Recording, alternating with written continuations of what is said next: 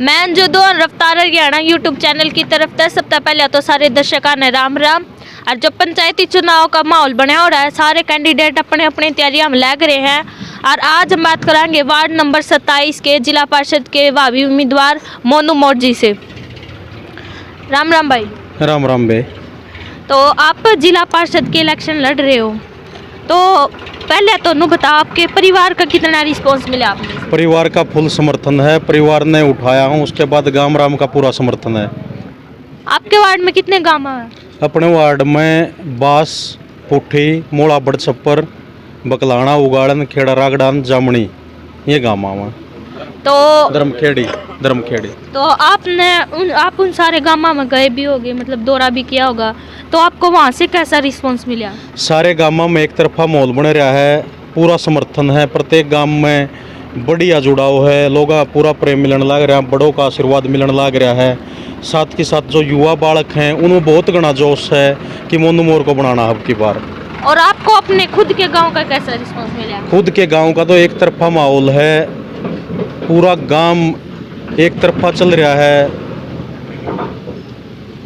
तो आपका वार्ड में, वार्ड नंबर 27 में और भी कैंडिडेट जो है जिला पार्षद के इलेक्शन लड़ रहे हैं, तो आपको क्या उनकी तैयारी और आपकी तैयारी में मतलब क्या लग रहा है कि आपको मतलब आप उनको पछाड़ पाओगे क्या?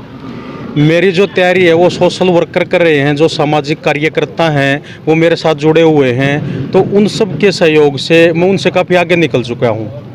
तो आपको लगता है कि आप उनको पिछाड़ पाओगे, मतलब हरा पाओगे? हाँ, बिल्कुल बिल्कुल, एक तरफा। तो और भी जैसे अभी जिला पार्षद के पास बहुत सारी पावरें होती है, जैसे सड़क निर्माण का और भी गलियों का निर्माण वगैरह, तो अगर आप बन जाते हो तो मतलब क्या किस किस चीज़ का निर्माण करवाओगे, उन पावरों का कैसे यूज़ करोगे? जितने भी सामाजिक कार्य हैं जो मैं करवा सकूँगा, सारे के सारे सामाजिक कार्य करवाए जाएंगे, चाहे वो सड़क का निर्माण है, गलियों का निर्माण है, पानी की निकासी है या पानी पहुंचाने का काम है, लाइब्रेरी की सुविधा है, शिक्षा के क्षेत्र में काम करेंगे, बसें पहुंचाने का काम करेंगे, जो लोकल रूट हैं जैसे उगाड़न वगैरह, धर्मखेड़ी है या जामनी है, खेड़ा रागड़ान है, उनमें बसें नहीं पहुंच पा रही हैं। मोड़ा बड़छप्पर में अब बस सुविधा ठीक हुई है, लेकिन उसको और दुरुस्त करने का काम करेंगे।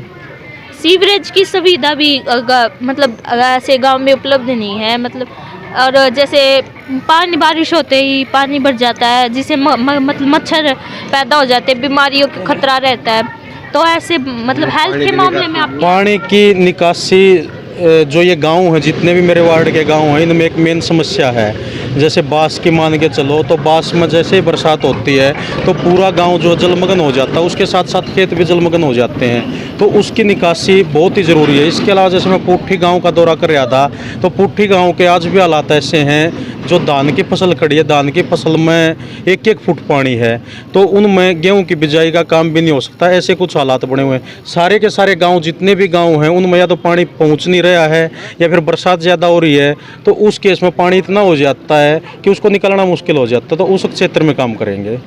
और बारिश होती है, जैसे खेतों में पानी भर जाता है, तो ऐसे मतलब खेतों में ऐसे बुआरा नहीं हो पाता, दूसरी फसल बो नहीं सकते, तो मतलब ऐसा कोई ऐसी सुविधा जिससे पानी निकाल के और किसी काम में यूज़ हो सके, उसके लिए पानी की निकासी के लिए पाइपलाइन बिछाई जाएंगी और उस क्षेत्र में पानी की निकासी के क्षेत्र में सराहनीय काम किया जाएगा।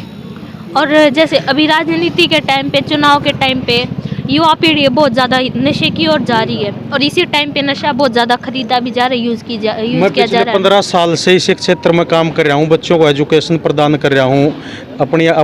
हमने अकेडमी भी चलाई, लक्ष्य अकेडमी के नाम तय, वहाँ पर लोगों बच्चों को शिक्षित किया है और उनको नशे से दूर रहने के लिए समझाया भी है, और बच्चे इस क्षेत्र में काम भी कर रहे हैं, कुछ हद तक नशा दूर भी हो रहा है। तो बच्चे हुए नशे को मतलब आप गाँव से कैसे दूर करवाओगे? बच्चों को समझाया जाएगा, उस क्षेत्र में कमेटी गठित कर देंगे, वो कमेटी का काम होगा कि भाई कौन बच्चा गलत रास्ते पर जा रहा है, तो वो कमेटी काम करेगी उस क्षेत्र में।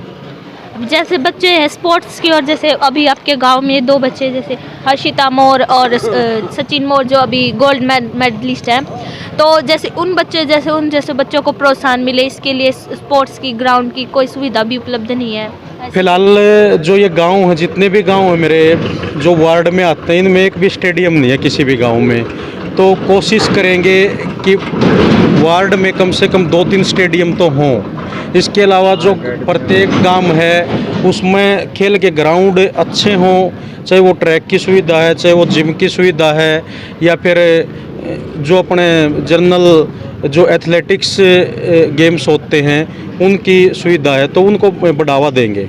शिक्षा के मामले में आप क्या क्या सुविधा उपलब्ध कराओगे? शिक्षा के मामले में लाइब्रेरी है, सबसे पहले तो लाइब्रेरी का निर्माण ज़रूरी है, क्योंकि जो बच्चे हैं बच्चों के पास गांव में लाइब्रेरी नहीं है, उनको शहर में जाना पड़ता है, और अगर वो शहर में जाते हैं तो उसके लिए बस सुविधा नहीं है।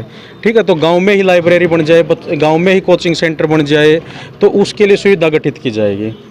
और भी बहुत सारी समस्याएं हैं, जैसे स्ट्रीट लाइट होगी, और जैसे कैमरे होगी, मतलब शाम होते ही बड़ों को, औरतों को ऐसे बाहर निकलने में भी डर लगता है, चोरी का भी डर रहता है, तो इस मामले में आप क्या करवाएंगे? इस मामले में कैमरे लगाए जाएंगे जो मेन चौराहे हैं वहाँ पर, और ऐसी कोई बात नहीं है कि डर लगता है। जो महिलाएं हैं वो भी सशक्त हैं आज के दिन। पहले होता था कि महिलाएं घर से बाहर निकलने में डरती थी, तो महिलाएं एजुकेटेड हो चुकी हैं, और उनको और एजुकेशन, जो लड़कियां हैं, बच्चियां हैं, उनको ज़्यादा से ज़्यादा शिक्षित करेंगे तो वो घबराएंगे नहीं, किसी भी क्षेत्र में आगे बढ़ेंगे। तो अभी आप अगर जिला पार्षद के लिए विजयी बन जाते हो तो क्या चेयरमैन के पद के लिए आगे आप मतलब दावा कर सकते हैं? हाँ, चेयरमैन के पद की ही दावेदारी है। जिला पार्षद एक छोटी ही बात है, वो जितना आशीर्वाद मिल रहा है मैंने लोगों का, तो उससे जिला पार्षद तो ये मान के चलो कि मैं बन चुका हूँ। जो लड़ाई है वो चेयरमैन की लड़ाई है। तो अगर मतलब अभी जैसे एक राजनीति नशा होता है, हर एक नशा होता है, राजनीति नशे में क्या होता है कि मतलब कोई अगर आप जैसे है अब बन जाते हो तो बाद में आप भूल जाओगे कि पीछे लोगों को, मतलब जो जिन्होंने सहयोग दिया या था। आपने एक मतलब नंबर की बात कह दी। आज तक जितने भी जिला पार्षद बने हैं वे एक बार बन तो गए, लेकिन किते भी दिखे नहीं हैं। गांव उनने बना तो देवा है, वार्ड बना तो देवा है, लेकिन वे लोगों ने भूल जाए, लोगों के बीच में ही नहीं आते हैं। तो ऐसा कुछ नहीं है, अपना एक के काम है लोगों के बीच में रहना, उनका सहयोग करना, चाहे वो किसी भी क्षेत्र में हो। कोई भी आदमी है खोआ पकड़ के कैस के भाई मनु फलानी जगह आप चाल, उसके लिए हरदम तैयार रहूँगा मैं। मतलब ऐसे वादे तो बहुत लोग करते हैं, बाद में वो वादे पूरे भी नहीं हो पाते। बेबे वाद्या की बात नहीं है, या जमा मन की बात है, आज तक भी दूर नहीं हुए हैं और आगे भी दूर नहीं होंगे। मतलब ऐसा होता है कि इस मतलब ऐसे वादे करते हैं और वो बाद में पूरे नहीं होते। इसी वजह से जो जनता है अभी राजनीति से दूर होती जा रही है। ग्रांट जितने ज़्यादा निकाल सकेंगे उतने निकाल के ले आवांगे, और सारे के सारे लोग मेरे साथ निकलेंगे तो ग्रांट छोटी चीज़ है, वो आरामता आ जाएगा, और उस केस में फिर काम भी होंगे ग्रांट होंगे तो ये सारा जो जन समर्थन मिलने लग रहा है, इन तो दूर नहीं भाग जाएंगे। इनका सहयोग तो सारे काम आगे होंगे, सारे तरीके बेरा अपन वेल एजुकेटेड, हाँ सारे काम सही होंगे। तो अभी आप हमारे चैनल के माध्यम से क्या अपील करना चाहते हैं अपने वार्डवासियों से? वार्डवासियों से अब मैं अपील करना चाहता हूँ हाथ जोड़ करके कि ज़्यादा से ज़्यादा संख्या में सहयोग करें, आशीर्वाद दे, युवा साथी मिलजुल करके आगे बढ़े और स्कूटर के निशान पर बटन दबा करके विजयी बनाएं। और अभी आपका जनता पूछती है कि आपका मेन एजेंडा क्या है? मेन एजेंडा शिक्षा का क्षेत्र का है, सामाजिक कार्यों का है, चाहे वो पानी की निकासी हो, मैं पहले भी बता चुका हूँ आपको, पूरे इंटरव्यू में वही चीज़ें बताई, वो मेन एजेंडा ही है। हमारे चैनल को टाइम देने के लिए आपका बहुत बहुत धन्यवाद। बाकी जो लोगों का जोश है वो आप इनसे पूछ सकते हो कितना जोश है। वो तो हमें दिखाई दे रहा है कि जैसे यहाँ पर एक तरफा माहौल बना हुआ है बिल्कुल। और अभी आपने देखा है कि हमने मोनू मोर्जी से बात की और यहाँ पर देखिए बिल्कुल एक तरफा माहौल बना हुआ है। और देखते हैं 22 नवंबर को अभी जिला पार्षद के जो हैं वोट डाले जाएंगे, तो देखते हैं आने वाले टाइम में क्या होता है, कौन किस पे भारी पड़ता है और कौन विजयी बनता है।